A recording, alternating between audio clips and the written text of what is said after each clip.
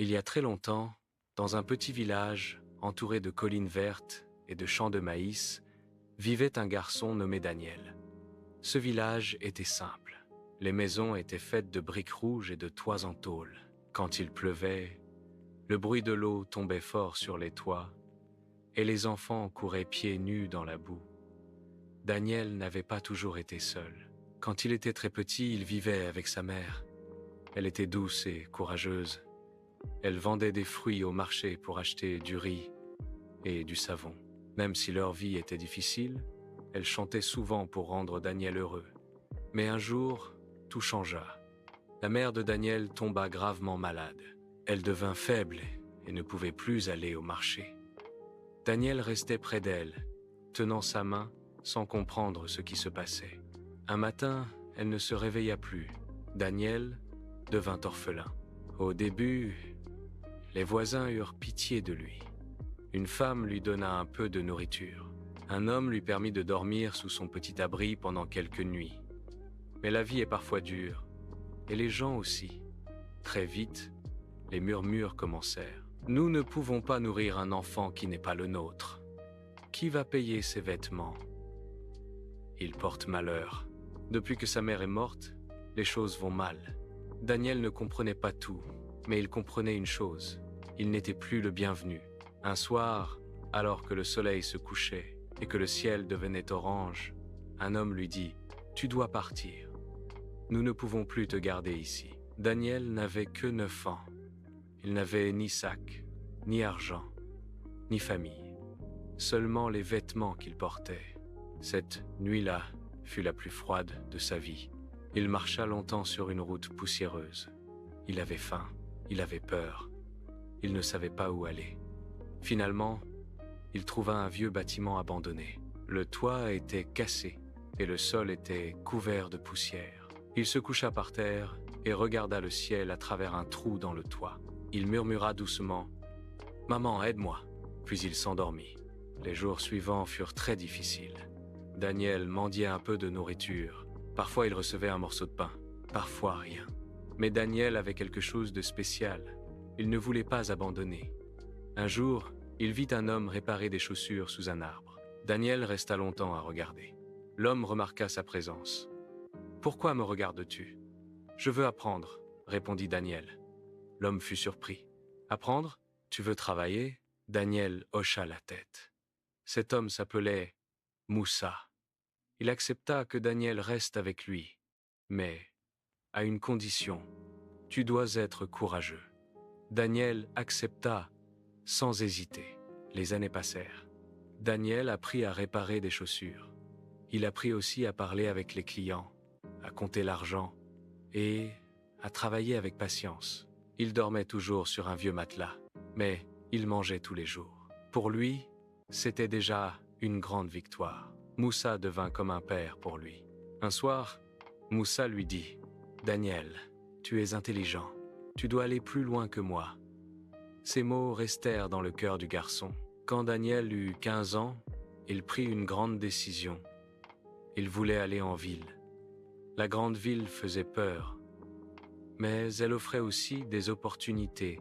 Moussa lui donna un petit sac et quelques économies. « Va, mon fils, et n'oublie jamais d'où tu viens. » Daniel pleura, puis il partit. La ville était immense. Il y avait des voitures partout, des immeubles hauts et beaucoup de bruit. Au début, Daniel dormit encore dehors, mais il trouva rapidement un petit travail dans un atelier de réparation d'ordinateurs. Il ne connaissait rien aux ordinateurs, mais il observait beaucoup. Il posait des questions, il apprenait vite, très vite. Le patron de l'atelier remarqua son sérieux. « Tu apprends vite, Daniel. Je veux réussir, monsieur. Pourquoi ?» Daniel répondit simplement « Parce que je ne veux plus jamais dormir dehors. » Les années passèrent encore. Daniel apprit la technologie. Il apprit à réparer des ordinateurs, puis à installer des logiciels, puis à monter des machines complètes. Il travaillait le jour, il étudiait la nuit. Il économisait chaque pièce, chaque franc, chaque opportunité. À 25 ans, Daniel ouvrit son premier petit magasin. Ce n'était pas grand, juste une petite pièce avec 2 tables et une enseigne simple. Mais Daniel était fier, très fier. Les débuts furent difficiles, parfois aucun client ne venait. Mais Daniel n'abandonna pas. Il se souvenait toujours des nuits froides, cela lui donnait de la force. Petit à petit, les clients arrivèrent, parce qu'il était honnête, parce qu'il travaillait bien, parce qu'il respectait les gens. Son magasin grandit. Puis il ouvrit un deuxième magasin, puis un troisième, puis il commença à vendre des ordinateurs neufs, puis il créa une entreprise, puis plusieurs. Les années passèrent. Daniel devint riche, très riche. Mais quelque chose restait dans son cœur. Un souvenir, un village, son village. Un jour, alors qu'il regardait une vieille photo de sa mère, il sentit les larmes monter. Il pensa à son enfance, à la faim, au froid, aux paroles blessantes, mais aussi aux rares personnes qui l'avaient aidé. Ce jour-là, Daniel prit une décision qui allait tout changer. Il retournera au village, mais pas pour se venger, pour construire. Quand Daniel arriva au village, personne ne le reconnut. Il portait un costume élégant. Il descendit d'une grande voiture. Les enfants le regardaient avec curiosité. Les anciens chuchotaient « Qui est cet homme ?» Daniel souriait. Il marchait lentement dans les rues. Il regardait chaque maison, chaque arbre, chaque souvenir. Puis il se rendit à l'endroit où il avait dormi pour la dernière fois avant de partir. Le bâtiment était encore là, mais encore plus abîmé. Daniel resta silencieux. Puis il dit « C'est ici que tout a commencé. » Quelques jours plus tard, le village fut surpris par une grande annonce. Un homme riche voulait construire un immense bâtiment, un palais, avec des chambres, une grande cuisine, une bibliothèque, un jardin et des salles de formation pour les jeunes. Les habitants ne comprenaient pas. Pourquoi quelqu'un ferait cela ici? Les travaux commencèrent, des camions arrivèrent, des ouvriers travaillèrent jour et nuit. Le bâtiment grandissait, les murs étaient solides, le sol était en marbre brillant, les fenêtres étaient grandes, le jardin était magnifique. Tout le monde parlait de ce projet, mais personne ne connaissait la vraie raison. Après 2 ans, le palais fut terminé. Il était magnifique. C'était le plus beau bâtiment que le village ait jamais vu. Une grande fête fut organisée pour l'inauguration. Tous les habitants furent invités. Le jour de la cérémonie arriva. Les habitants étaient habillés avec leurs plus beaux vêtements. Ils attendaient de rencontrer le mystérieux donateur. Puis Daniel monta sur la scène et il parla. « Bonjour à tous. » Sa voix était calme. Certains d'entre vous ne me reconnaissent pas, mais moi, je vous reconnais tous. Le silence tomba. Daniel continua. « Je suis Daniel, l'orphelin. » Le village resta figé. Certains ouvrirent grand les yeux. D'autres baissèrent la tête. Daniel poursuivit. « Oui, je suis cet enfant que beaucoup ont rejeté.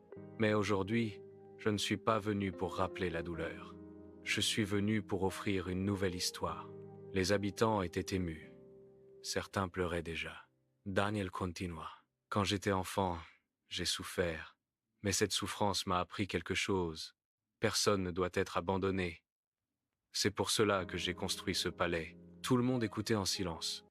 Puis Daniel dit les mots que personne n'attendait. « Ce palais n'est pas pour moi. Il est pour vous. » Les murmures commencèrent. Daniel expliqua. « Ce bâtiment accueillera les enfants orphelins, les personnes âgées seules, les jeunes qui veulent apprendre un métier, les familles qui traversent des moments difficiles. » Des larmes coulèrent sur plusieurs visages. Daniel continua. « Je ne suis pas revenu pour me venger, je suis revenu pour pardonner. » Le silence fut profond. Puis, une vieille femme s'avança. Elle pleurait. « Daniel, pardonne-nous. » Daniel descendit de la scène. Il la serra dans ses bras. « Je vous ai déjà pardonné. » Ce jour-là, le village changea. Le palais devint un symbole d'amour, un symbole d'espoir, un symbole de pardon. Les enfants y vivaient heureux. Ils avaient des lits propres, de la nourriture, des livres, des enseignants. Ils apprenaient que leur passé ne décide pas de leur avenir. Daniel visitait souvent le palais, mais il restait simple. Il parlait avec les enfants. Il racontait son histoire, toujours avec des mots faciles, toujours avec un sourire. Un jour, un petit garçon lui demanda « Est-ce que tu es riche ?» Daniel sourit. « Oui. Depuis quand ?» Daniel répondit « Depuis le jour où j'ai décidé de ne pas détester les autres. » Les années passèrent. Le village devint connu. Des visiteurs venaient voir ce palais spécial, mais ce n'était pas seulement un beau bâtiment. C'était une belle leçon. La leçon que Daniel répétait toujours était simple. La réussite n'est pas seulement l'argent. La vraie réussite, c'est de transformer la douleur en bonté. Daniel n'oublia jamais sa mère. Dans le jardin du palais, il fit construire une petite statue simple. Pas une grande statue, juste un symbole. Sous la statue, il fit écrire « Pour la femme qui m'a appris l'amour ». Chaque matin, Daniel passait devant cette statue.